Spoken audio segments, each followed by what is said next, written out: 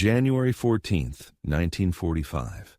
On a frozen supply road 3 miles east of Bastogne, Private Tommy Reeves sat in the cab of a 2.5-ton GMC cargo truck, watching his convoy die. The lead vehicle was already burning a direct hit from a Panzerfaust that had turned steel and canvas into a fireball. The second truck had taken machine gun fire through the windshield. Bodies slumped in the cab. The third truck, Reeves' truck, sat untouched. For now. His hand rested on the ignition key. The engine was still running, idling rough in the January cold. Behind him, Lieutenant Morrison was screaming orders to dismount, to take defensive positions, to hold the road.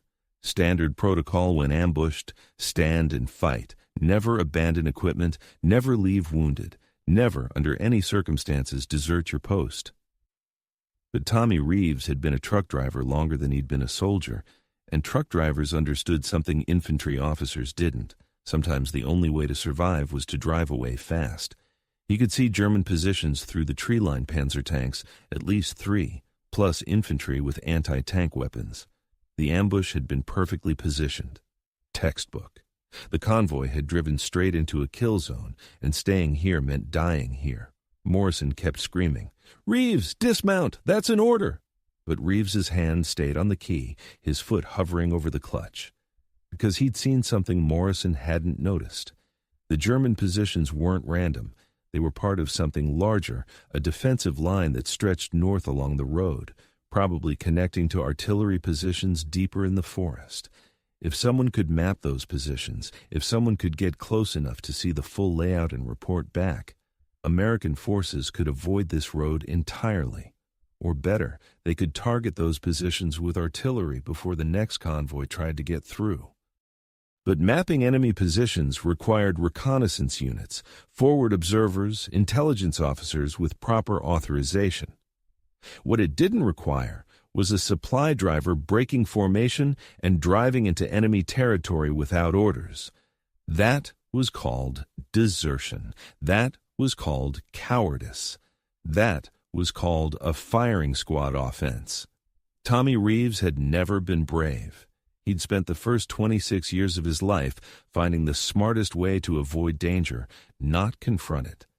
But sitting in that idling truck, watching Morrison prepare to lead 12 men in a suicidal defense against overwhelming German firepower, Reeves made a decision that would either save lives or end his own. He released the brake, shifted into first gear, and drove directly toward the German lines. Behind him, Morrison's voice rose to a scream. "Reeves! Get back here! That's desertion! Reeves!" The truck lurched forward, picking up speed. 30 yards. 50. The German machine gun fire shifted, tracking his movement but not firing. Probably confused. Why would an American truck be driving toward them instead of away? Reeves kept the accelerator pressed, shifting through gears, watching the tree line approach. He had maybe 10 seconds before someone decided to shoot, 10 seconds to commit to a plan that had no authorization, no backup, and no chance of being believed if he survived. This is the story of how one supply driver became a deserter for 47 miles, mapped German positions nobody knew existed, and returned with intelligence that could have changed the Ardennes campaign. Except nobody believed him. And by the time they did, Tommy Reeves was already convicted of desertion, sentenced to 20 years hard labor, and erased from every record of the battle he'd tried to win. Before we go further, if you believe the difference between cowardice and courage is sometimes just a matter of perspective, hit that subscribe button. These are the stories where running away was the bravest thing a man could do. Tommy Reeves wasn't supposed to be a soldier. The draft notice had found him in Milwaukee in March 1943, working for Schlitz Brewing Company as a delivery driver. Before that, during the Depression, he'd driven trucks for people who preferred not to have their cargo documented by authorities, bootlegging mostly, some black market goods, nothing violent, nothing he was proud of, but it paid better than legitimate work when legitimate work didn't exist. What made Tommy valuable both to bootleggers and eventually to the Army was his memory for roads. not maps. Maps could be confiscated, used as evidence, burned if police got too close. Tommy kept everything in his head. He could drive a route once and remember every turn, every landmark, every place where a truck could hide if things went wrong. Milwaukee cops had chased him 17 times between 1934 and 1941. They'd caught him 0 times because Tommy Reeves understood something fundamental about survival. The man who knows the terrain always has more options than the man who doesn't. The Army had tested him during basic training, standard aptitude assessments to determine placement. They'd shown him a topographical map for 30 seconds, then asked him to reproduce it from memory. Tommy had drawn every contour line, every road intersection, every elevation marker. The testing officer had assumed he'd cheated somehow, so they'd tried again with a different map. Same result. Again with a third map. Perfect recall. "You should be in reconnaissance," the officer had said. "This is a valuable skill." But reconnaissance required additional training, officer recommendations, and a background check that would reveal Tommy's pre-war employment history. The Army didn't want bootleggers in intelligence positions, no matter how good their memories were. So they'd stamped him motor transport and sent him to drive supply trucks. "Haul ammunition, food, medical supplies. Follow the routes you're given. Don't deviate. Don't think. Just drive." Tommy had followed those orders for 18 months, drove trucks from supply depots to front lines across France and into Belgium, never lost a vehicle, never missed a delivery, never caused problems. He was good at following routes, at avoiding trouble, at being invisible. The same skills that had kept him out of jail kept him out of danger during the war. Until January 14, 1945, when his convoy drove straight into a German ambush and Lieutenant Morrison started screaming orders that would get everyone killed. Tommy had known something was wrong 2 miles before the ambush. The road was too quiet. No civilian traffic, no German prisoners being marched west, no signs of recent fighting, just empty forest and a supply route that intelligence had marked as secure. But Tommy had driven enough illegal cargo to recognize when a route felt wrong. The trees were too close to the road, the sightlines too limited. Perfect ambush terrain. He'd mentioned it to Morrison. "Lieutenant, this road doesn't feel right. Maybe you should drive and let me handle tactics, Private." Morrison had been 23 years old, fresh from officer training, convinced that his rank made him smarter than every enlisted man under his command. Intelligence cleared this route, were maintaining schedule. So Tommy had maintained schedule, right up until the Panzerfaust hit the lead truck and turned Morrison's confidence into burning wreckage. Now, driving toward German positions instead of away from them, Tommy felt something he hadn't felt since his bootlegging days, the cold clarity of a plan forming faster than conscious thought. He wasn't deserting. He was doing what he'd always done, finding the route nobody else saw, the option that looked like surrender but was actually survival. And if he was very lucky, very careful, and very convincing, he might map every German position along this road before they realized what he was doing. The German machine gun fire stopped. Tommy pressed the accelerator harder, 50 yards from the tree line. 40. He could see German soldiers now, standing, confused, weapons raised but not firing. Why would an American truck be approaching them? Tommy raised one hand off the steering wheel in what he hoped looked like surrender. Keep the engine running. Look terrified. Look like a man who panicked and drove the wrong direction. Let them think he's a coward, because that's exactly what he needed them to believe. Tommy Reeves had learned to drive on his father's milk truck in 1929, 3 months before the stock market crashed and took the dairy business with it. He was 12 years old, barely tall enough to see over the steering wheel, but his father had needed help with deliveries, and child labor laws didn't matter when you were trying to feed a family. Tommy had memorized the Milwaukee routes within a week, every alley, every shortcut, every place where a truck could turn around if a street was blocked. When the dairy went bankrupt in 1930, Tommy's father sold the truck and started drinking. Tommy started looking for work. At 13, he was too young for legitimate employment and too old to pretend he wasn't desperate. He found work with men who paid in cash and never asked questions. Drive this truck to this address. Don't look in the back. Don't talk to police. Don't get caught. The first load had been bootleg whiskey, Canadian imports that crossed Lake Michigan in fishing boats and needed distribution through the city. Tommy had driven it from a warehouse on the south side to a speakeasy on North Avenue, taking a route that avoided 3 police checkpoints he'd memorized from his milk delivery days. The men who'd hired him had expected him to need directions, to get lost, to panic when he saw cops. Instead, Tommy delivered the load in 40 minutes with no problems. "How'd you know that route?" the warehouse boss had asked. "Used to deliver milk there. Remembered the roads." "You remember all the roads?" "Most of them." That conversation changed Tommy's life. Within a month, he was driving for 3 different bootlegging operations, carrying loads across Milwaukee using routes that existed only in his head. He never wrote anything down, never kept maps. When police stopped him, and they did, 17 times between 1934 and 1941. They found nothing but a nervous kid in an empty truck who claimed he'd gotten lost. No cargo, no evidence, no conviction. The cops knew what he was doing. They just couldn't prove it. And Tommy had learned that looking scared, looking incompetent, looking like someone who'd accidentally driven the wrong way was the best disguise in the world. People didn't suspect cowards of being clever. They just wrote you off and let you go.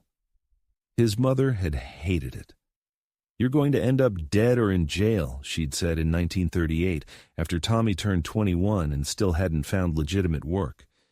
"This isn't what your father wanted for you." His father had wanted him to finish school, go to college, become someone who didn't smell like beer and diesel fuel. But his father had died in 1936 with nothing in his pocket except debt.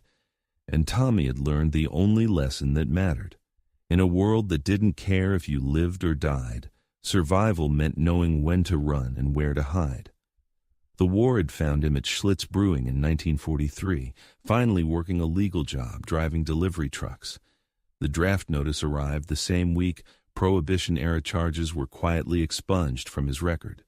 The government needed truck drivers more than it needed to prosecute decade-old bootlegging cases. Tommy reported to Fort Sheridan, passed basic training, and ended up in the motor pool driving the same routes he'd memorized as a criminal.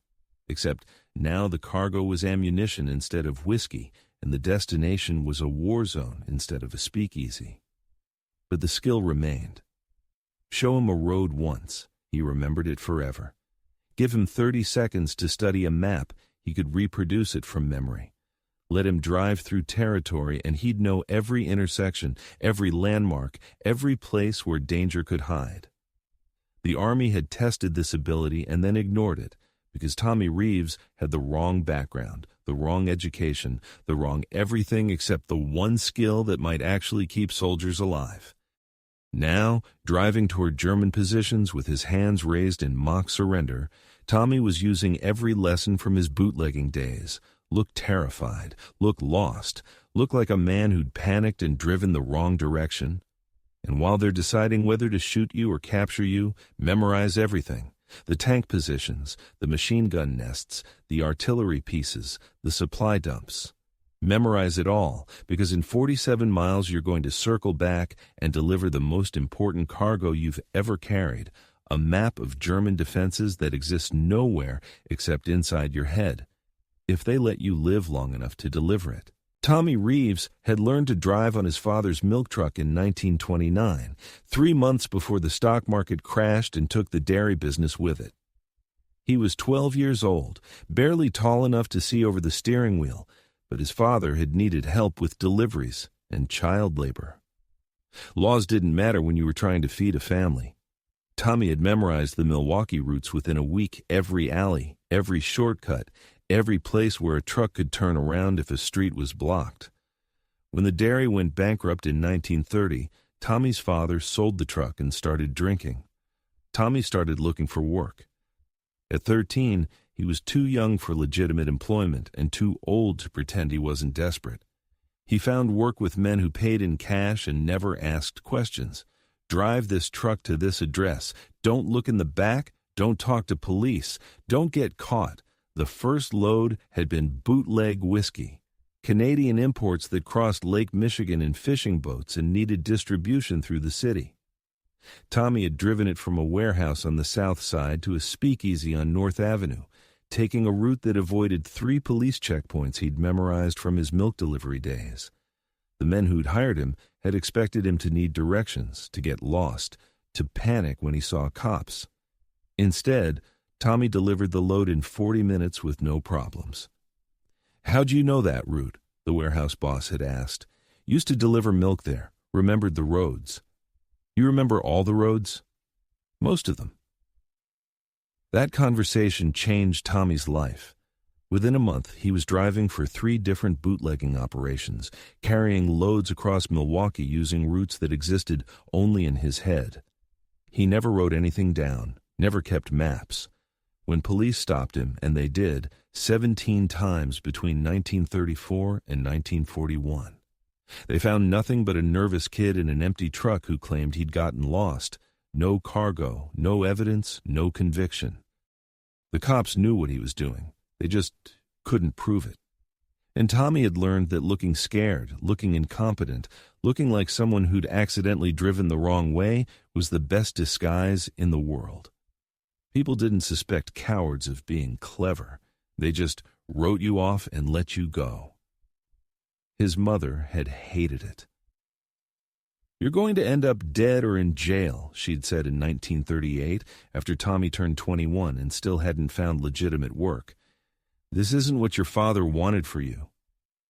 His father had wanted him to finish school, go to college, become someone who didn't smell like beer and diesel fuel. But his father had died in 1936 with nothing in his pocket except debt. And Tommy had learned the only lesson that mattered. In a world that didn't care if you lived or died, survival meant knowing when to run and where to hide. The war had found him at Schlitz Brewing in 1943, finally working a legal job driving delivery trucks. The draft notice arrived the same week Prohibition-era charges were quietly expunged from his record. The government needed truck drivers more than it needed to prosecute decade-old bootlegging cases.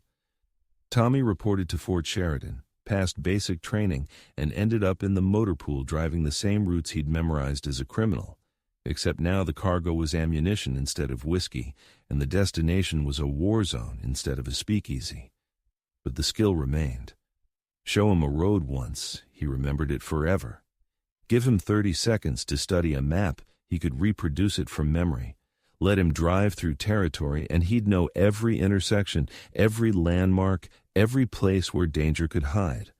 The Army had tested this ability and then ignored it, because Tommy Reeves had the wrong background, the wrong education, the wrong everything except the one skill that might actually keep soldiers alive.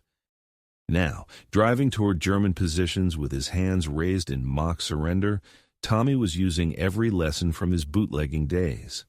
Look terrified, look lost, look like a man who'd panicked and driven the wrong direction, and while they're deciding whether to shoot you or capture you, memorize everything. The tank positions, the machine gun nests, the artillery pieces, the supply dumps.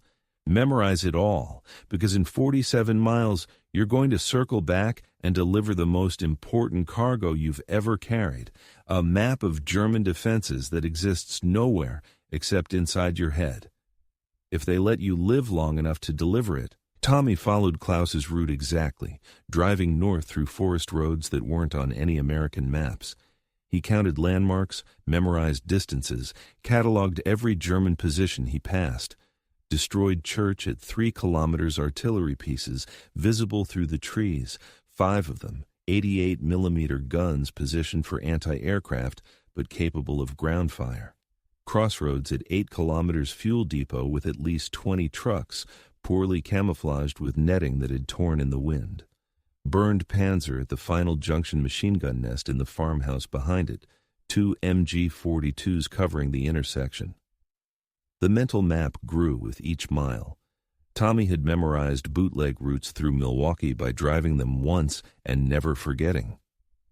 This was the same skill applied to German defensive positions. Every turn, every landmark, every concentration of men and equipment locked into memory with photographic precision. By the time he reached American lines 47 miles later, he carried intelligence worth more than his entire convoy. The military police arrested him before he finished crossing the checkpoint. 2 MPs with carbines drawn, shouting for him to exit the vehicle with hands visible. Tommy complied, confused but not surprised. He'd expected questions. He hadn't expected handcuffs. "Private Thomas Reeves," the lead MP said, reading from a paper. "You're under arrest for desertion in the face of the enemy. You have the right to remain silent." "I wasn't deserting," Tommy said quickly. "I was gathering intelligence. I drove through German positions and—" "Save it for your court-martial." The MP shoved him toward a jeep. "We got witnesses saw you abandon your unit under fire. Lieutenant Morrison filed charges 3 hours ago. They took him to a makeshift military prison, a requisitioned Belgian farmhouse with bars welded over the windows." Tommy spent the night on a wooden bench, trying to explain to guards who wouldn't listen. "I need to speak to intelligence. I have information about German positions, artillery locations, tank formations, supply depots. I memorized everything." The guards exchanged looks. One of them laughed. "Sure you did, hero. And I'm Eisenhower."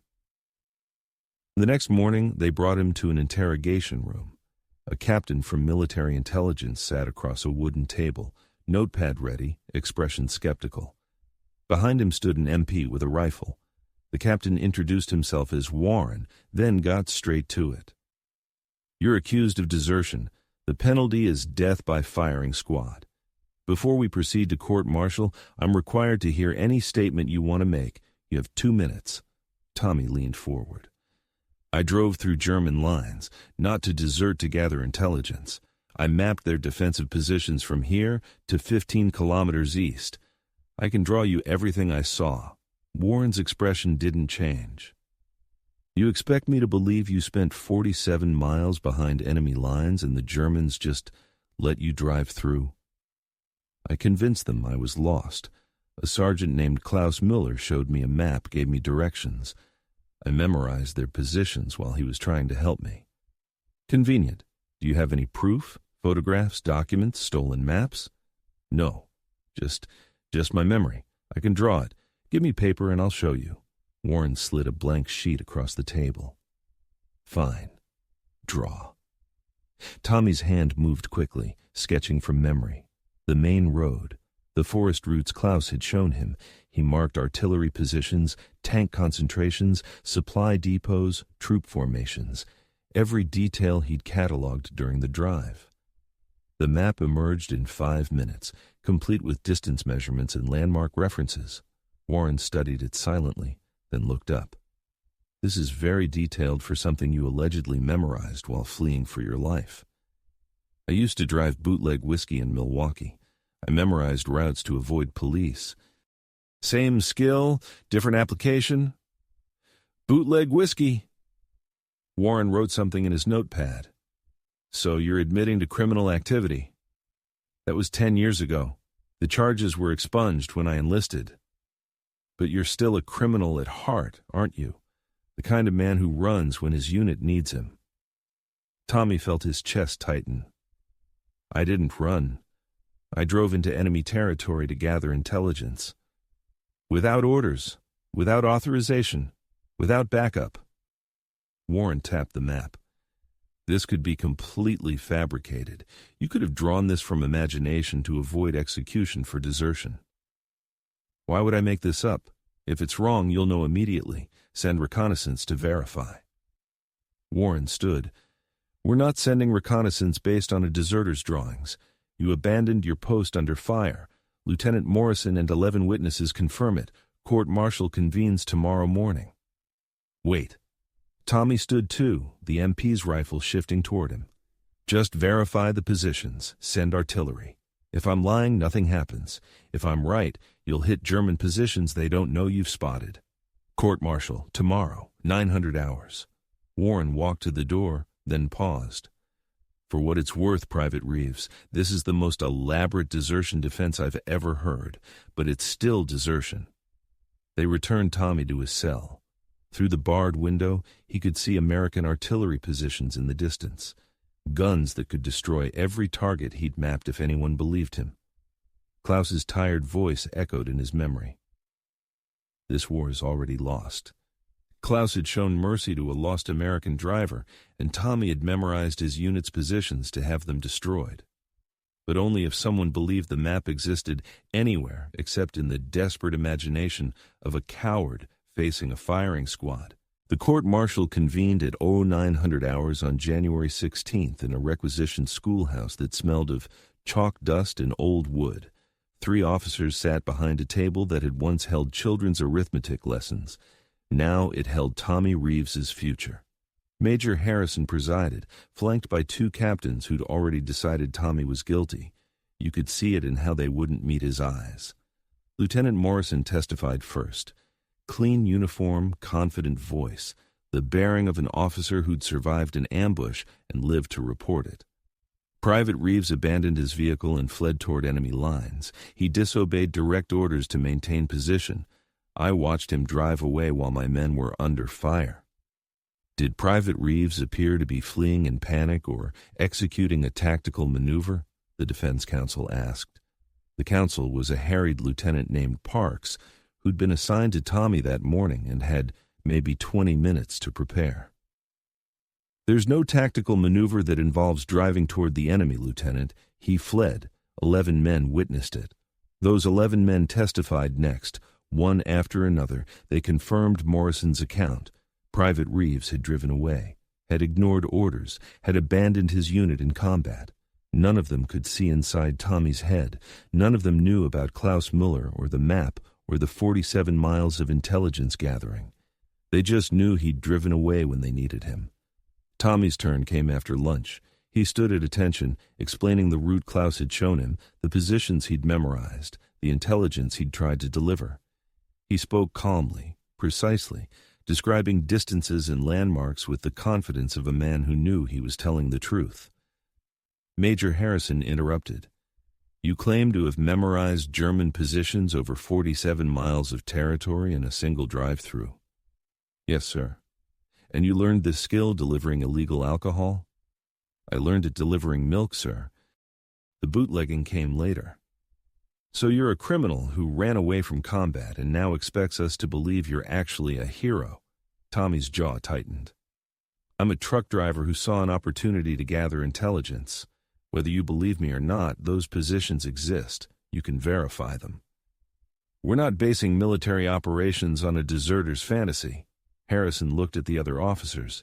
Anything further? Parks stood. Sir, if we could just send reconnaissance to verify Private Reeves's map. Denied. This court-martial is about desertion, not hypothetical intelligence. Harrison shuffled papers. Private Reeves, the evidence against you is overwhelming. 11 witnesses confirm you abandoned your post under direct fire. Your defense consists of an unverifiable story about driving through enemy lines that somehow didn't result in your capture or death. The court finds you guilty of desertion in the face of the enemy. The words hit like artillery. Guilty. Tommy had known it was coming, but hearing it made his legs weak. Sentencing will be determined after deliberation. Take the prisoner to holding. MPs escorted Tommy back to his cell. He sat on the wooden bench, head in hands, trying not to think about firing squads. Through the window, he could still see American artillery positions, the guns that could have used his intelligence. That should have been firing on Klaus's unit, on the fuel depot, on the ammunition dump, all of it still intact because nobody believed the map in Tommy's head. Then, at 14:30 hours, the artillery opened fire. Tommy heard it first, the distant thunder of 105mm howitzers launching a barrage. He rushed to the window, watching shells arc across the winter sky toward the east. The bombardment continued for 20 minutes, methodical and precise, not random fire, targeted strikes. A guard appeared at his cell. You're wanted back in the courtroom, now. They marched him back to the schoolhouse where Major Harrison waited with Captain Warren, the intelligence officer who'd interrogated him. Warren looked uncomfortable. Harrison looked furious. "Private Reeves," Harrison said slowly, "it appears that yesterday evening, after your interrogation, Captain Warren took it upon himself to forward your drawings to Artillery Command, without authorization. They decided to test your intelligence this morning." He paused. "Every position you marked was accurate. The artillery destroyed 3 German tanks, 5 88mm guns, a fuel depot, and an ammunition dump, exactly where you said they'd be." Tommy's chest loosened. "Then you believe me?" "I believe your intelligence was valuable. That doesn't change what you did." Harrison's expression hardened. "You still deserted your post. You still abandoned your unit under fire. The fact that you stumbled into useful intelligence while fleeing doesn't erase those facts. This court's verdict stands guilty of desertion." "But I wasn't—" "However," Harrison continued, "in recognition of the intelligence value you provided, your sentence is reduced from execution to 20 years hard labor at Fort Leavenworth. You'll be dishonorably discharged and transferred immediately." 20 years. Not death, but close enough. Tommy stared at Harrison, trying to find words that wouldn't come. Captain Warren wouldn't meet his eyes. "Court dismissed." Harrison gathered his papers. "Get him out of my sight." They led Tommy back to his cell, while the artillery continued firing in the distance, firing on positions he'd mapped, destroying Klaus Müller's unit based on mercy. Klaus had shown to a terrified American driver who'd never actually been terrified at all. Tommy Reeves served 14 years at Fort Leavenworth Military Prison before an administrative review reduced his sentence for good behavior. He was released in 1959, 41 years old, with a dishonorable discharge that made him unemployable for most jobs. No military benefits, no veteran services. Just a criminal record that said he'd deserted his unit during combat. He found work at a freight company in Kansas City that didn't ask questions about service records. He drove trucks again, the only skill that had ever kept him alive, moving cargo across routes he memorized on first pass. He never married, never spoke about the war. When people asked about his service, he said he'd been discharged early for medical reasons. Technically, true 20 years of hard labor qualified as medical, depending on how you defined the term. The Army's official records listed him as a deserter whose intelligence gathering had been incidental to his flight from combat. The bombardment of January 16, 1945, was credited to effective reconnaissance and artillery coordination.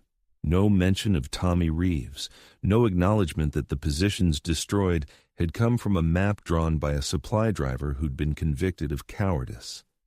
In 1963, military historians researching the Ardennes campaign found something unusual in German records captured after the war. A Wehrmacht supply sergeant named Klaus Müller had written a memoir published in Stuttgart in 1958, describing his experiences during the Battle of the Bulge. One passage stood out. On January 14, 1945, an American soldier drove into our position by mistake. He was terrified, lost, clearly not combat infantry. I showed him a route to safety because he reminded me of my nephew young, frightened, wanting only to survive. The next day, American artillery destroyed our position with impossible accuracy. They knew exactly where we were. I realized then the lost American driver had not been lost at all. He had been the most dangerous reconnaissance soldier I ever encountered, and I had given him our complete defensive map. I was captured 2 days later. Many of my men were killed. I think about that American driver often. What was his name? Did he survive the war? Did anyone believe him when he reported what he'd seen? The historians found no record of reconnaissance operations in that sector on January 14th, just an artillery bombardment based on intelligence sources. They cross-referenced desertion records and found Tommy Reeves' supply driver court-martialed, convicted, imprisoned. The timeline matched. The positions matched. The historians drafted a report recommending his court-martial conviction be overturned posthumously. The Army declined. Private Reeves abandoned his post under fire. The review board concluded in 1967 that his unauthorized actions produced valuable intelligence does not erase the fundamental breach of military discipline. His conviction was appropriate under the circumstances known at the time. Tommy Reeves died in 1972 at Kansas City General Hospital, 54 years old, from lung cancer. His obituary listed him as a freight driver, no mention of military service. His ashes were scattered in Milwaukee, where he'd learned to memorize routes as a boy delivering milk before the Depression taught him that sometimes running away was the only strategy that mattered. Klaus Müller died in 1989 in Stuttgart, still wondering about the American driver he'd helped. His memoir was republished in 1995 with annotations by German military historians who confirmed the artillery strike of January 16th had destroyed the exact positions Klaus described showing to an American soldier. The historians noted, "This incident demonstrates how mercy in war can be exploited for intelligence purposes. Sergeant Muller's kindness cost German lives, but it had also saved American lives." The artillery positions Tommy mapped were destroyed before they could fire on the next supply convoy. The fuel depot he'd memorized never supplied the panzer divisions that would have extended the Battle of the Bulge by weeks. The ammunition dump he'd cataloged never reached German infantry who would have killed American soldiers at Bastogne. Tommy Reeves had saved hundreds of lives by deserting, and the Army had thanked him with 14 years at Leavenworth. If you believe the difference between cowardice and courage depends on who writes the history, subscribe, because the stories that don't fit the narrative are often the ones that mattered most.